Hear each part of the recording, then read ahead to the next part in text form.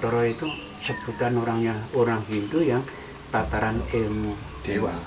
udah sangat tinggi. Nah, Tinggi. terus Katong itu kalau dalam bahasa mungkin ksatria, kalau enggak ratu, raja. Jadi kiai yang menjadi raja, kiai yang menjadi pemimpin. Makanya Indonesia pernah punya presiden yang dari kiai, yaitu Gus Dur.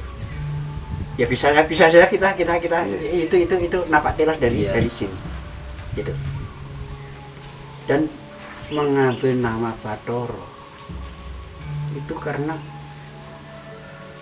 bekas orang-orang Hindu. Jadi supaya tidak ada rasa ewuh pekewo untuk mempermudah komunikasinya.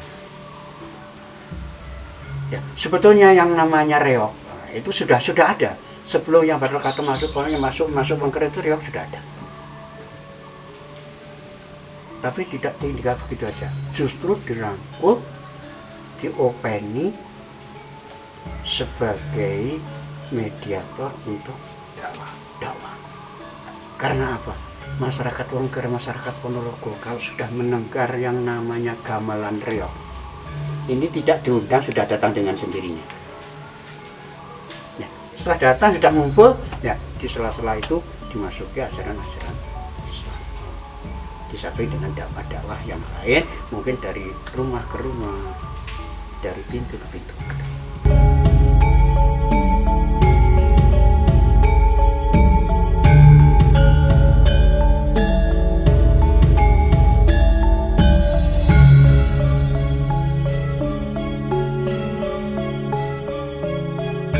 Masih kecil, ya sekitar umur 8-10 tahun. Lalu diboyong oleh kakaknya yaitu Raden Patah yang sama-sama Putra Brawijaya, kami lain ibu ke Demak, diboyong ke Demak. Di Demak diberi ajaran-ajaran Islam, keperajaan dan sebagainya. Setelah dewasa, ilmu agamanya sudah mumpuni untuk berdakwah, diutus untuk babat dan menyiarkan agama Islam di timurnya Gunung Lawu sampai di lerengnya Gunung Wilis yang sebelah selatan. Nah, pada waktu itu belum bernama Ponorogo, ada kadipaten kecil yang namanya Kadipaten Wengker. Pada waktu itu dipimpin oleh Ki Ketut Suryo Ngalam, atau yang di Ponorogo terkenal dengan sebutan Ki Ageng.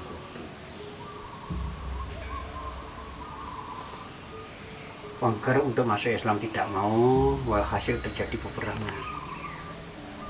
Perang pertama belum berhasil, kedua juga masih sama. Akhirnya minta petunjuk kepada Allah Subhanahu wa Ta'ala di salah satu tempat yang saat itu akhirnya nama tempat itu yang diberi nama Guwa Sigolo-golo. Karena apa? Pada waktu itu akhirnya ketemu dengan ulama yang dari Demak juga, yaitu yang bernama Kiai Ageng Muslim, atau yang di Ponorogo terkenal dengan sebutan Ki Ageng Merah. Sama Ki Ageng Merah diberi masukan supaya melepas semua apa yang menempel di tubuhnya yang ada kaitannya dengan atribut-atribut kerajaan. Dilepas supaya menjadi rakyat biasa, lalu mengabdi ke Wengker, mengabdi kepada Ki Ketut Suryo.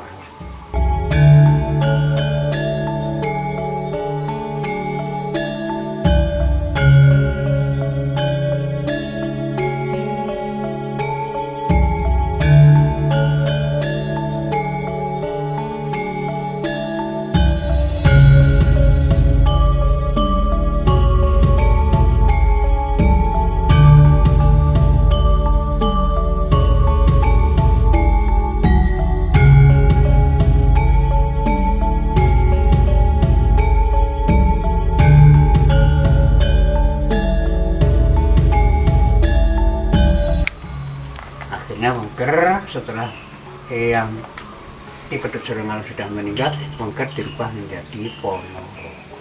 Pono itu ngerti, Rogo ya badan kita. Kadang-kadang dalam mengartikan Ponorogo satu dengan yang lain juga tidak sama. Tapi kalau saya boleh mengartikan, maaf, Pono ngerti Rogo badan kita ya mungkin ngerti cara awak dewi cara Ponorogo dan ya, tapi kalau dalam bahasanya mungkin mawas diri kali aja begituan ya. Mencari jati diri ya. Jadi beliaunya yang Bathara Kato, yang Ki Ageng Mira, yang Patih Silaji itu adalah cikal bakal Ponorogo, yang babat Ponorogo ya, yang Bathara Katonya sebagai adipati pertama Ponorogo. Juga beliau-beliau itu ya yang membawa agama Islam di Ponorogo. Jadi kalau masyarakat Ponorogo sampai tidak tahu makamnya yang Bathara Kato, rasanya kok tidak lucu. Banget teman.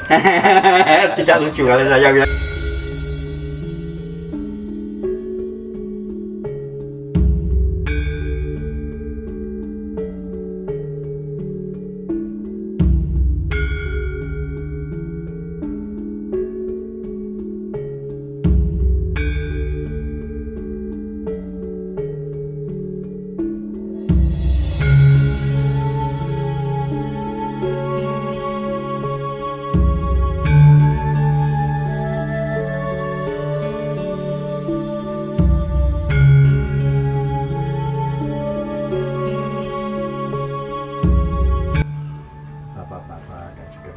Sebelumnya marilah kita panjatkan puja dan puji syukur kehadirat Allah Subhanahu wa Ta'ala, karena pada saat ini sampai saat ini kita masih diberi kenikmatan berupa keselamatan juga kesempatan sehingga kita bisa bertemu di makam Eyang Bathara Kato, terutama bapak kita yang dari Lapas perlu untuk ziarah ke makam beliau dengan tiada arah apapun. Amin, amin.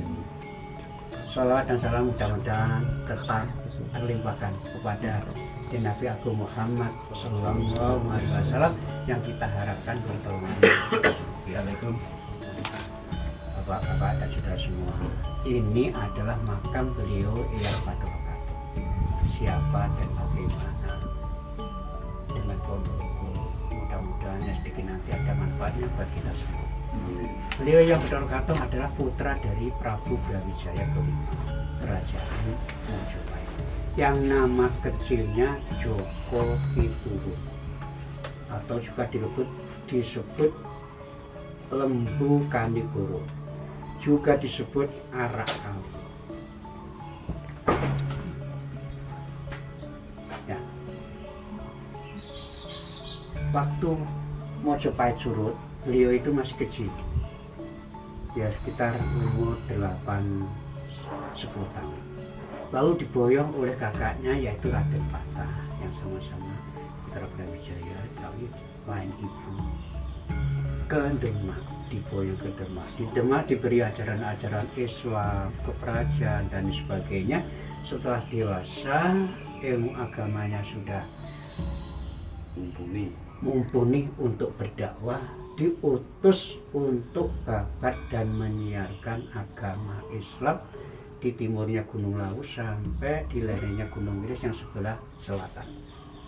Nah, pada waktu itu belum bernama Ponorogo, ada kadipaten kecil yang namanya Kadipaten Wengker.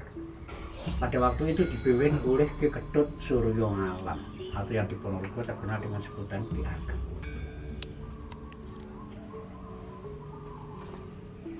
Wengker untuk masuk Islam tidak mau, walhasil terjadi peperangan. Perang pertama belum berhasil, kedua juga masih sama. Akhirnya minta petunjuk kepada Allah Subhanahu wa Ta'ala di salah satu tempat yang saat itu akhirnya nama tempat itu yang diberi nama Guwa Sigologoro.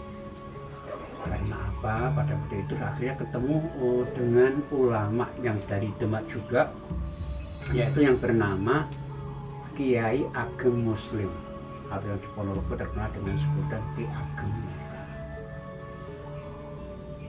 sama Ki Ageng Merah diberi masukan supaya melepas semua apa yang menempel di tubuhnya yang ada kaitannya dengan atribut-atribut kerajaan. Pas supaya menjadi rakyat biasa lalu mengabdi ke Wengker, mengabdi kepada Ki Ketut Suryoala. Ya sekarang ini pengabdian itu masih ada, kalau tidak salah begitu jelas ya. Gitu aja ya. Karena apa? Mengabdi itu ikut seseorang, tapi dengan tidak mengharapkan imbalan jasa. Kayak gitu. Jadi yang ikut seseorang dengan tidak mengharapkan imbalan jasa ini sekarang masih ada apa tidak? Kurang gitu jelas ini. Nah, hasil dilaksanakan juga.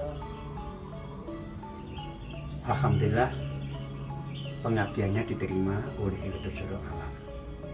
Ya tinggallah kersane Gusti Allah. Ki Ketut Suryoala itu punya putri yang bernama Niken Gandhi, yang usianya menginjak remaja. Karena setiap saat, setiap hari ketemu, akhirnya jatuh hati kepada yang terkadang, kepada minta supaya untuk dipersunting menjadi permaisurinya. Tapi oleh beliaunya yang Bidakara tidak diterima begitu saja. Yang Bidakara masih punya permintaan, yaitu permintaan cuma satu, supaya pusaka ayahandanya yang bernama Condong Rawe atau yang di Pondok terkenal dengan sebutan Rawe Puspito itu diambil, diberikan kepada yang Joko Pidurun. Nah ini satu ujian yang sangat luar biasa. Seorang remaja putri yang mau menginjak dewasa dihadapkan suatu pilihan yang sama-sama sulitnya. Karena apa? Di satu sisi ayahandanya, di sisi lain adalah cinta, kasih sayang. Tapi alhamdulillah yang Niken Gandhi ini mengerti bahwa ajaran-ajaran yang dibawa oleh beliaunya yang Bidakara ke Wengker itu adalah ajaran-ajaran Islam, ajaran-ajaran yang hak, ajaran-ajaran yang benar. Jadi seberat apapun akhirnya dilaksanakan juga. Ya, diambil pusakanya, diberikan kepada yang Joko Pidurun. Setelah membawa pusaka kembali lagi ke tempat semula untuk menyusun kekuatan. Alhamdulillah peran ketiga berhasil. Ki Ketut Suryoala meninggal hilang sekalian jasadnya, yaitu mokso. Akhirnya Wengker setelah yang Ki Ketut Suryoala sudah meninggal, Wengker dirubah menjadi Ponorogo pada dan memang dalam mengartikan Ponorogo satu dengan yang lain juga tidak sama. Tapi kalau saya boleh mengartikan, ono ngerti rogo, ada yang mungkin ngerti cara awak dhewe, cara Ponorogo ini. Ya tapi kalau dalam bahasanya mungkin mawas diri, kalian jadi begitu lah. Jati diri. Ya. Jadi beliaunya yang Bidakara, yang Ageng Merah, yang Pati Silaji itu adalah cikal bakal Ponorogo, yang babat Ponorogo, ya, yang Bidakara sebagai adipati pertama Ponorogo. Juga beliau-beliau itu yaitu yang membawa agama Islam di Ponorogo. Jadi kalau masyarakat Ponorogo sampai tidak tahu makamnya yang Bidakara, rasanya kok tidak lucu. Tidak lucu, kalau saya bilang tidak lucu. Tidak lucu tapi menertawakan. Ya, Itulah, jadi pada dasarnya begitu. Yang Bedorokato itulah Cikal Bakal Ponorogo, Adipati pertama Ponorogo, juga yang membawa agama Islam. Jadi nama-nama tempat, nama-nama desa yang ada di Ponorogo itu yang beri nama beliaunya ketika pada waktu peperangan dengan Ki Gedung Surya. Ya, itulah sedikit. Mudah-mudahan sedikit ini ada manfaatnya bagi kita semua. Dan saya sangat bangga generasi-generasi sekarang itu sudah kembali menelusuri leluhur kita. Bahkan apa itu namanya, Besih Desa itu sudah beberapa periode tidak pernah ada. Tapi belakangan mungkin sekitar 3-4 tahun terakhir ini sudah mulai bangkit lagi. Hampir setiap desa itu ada yang namanya Besih Desa. Besih Desa itu apa ya? Yang namanya aja besi, kita kan besi-besi. Sebenarnya diawali dengan ya biasanya di situ ada yang namanya tumpeng, namanya pucapur dan sebagainya, kadang-kadang gitu. Itu karena rasa syukur kita aja kepada Tuhan Yang Maha Esa, karena rezeki yang melimpah, tanaman yang melimpah, dan Ponorogo itu gimana? Jauh dari banjir. Alhamdulillah tidak sering terjadi malapetaka dan sebagainya.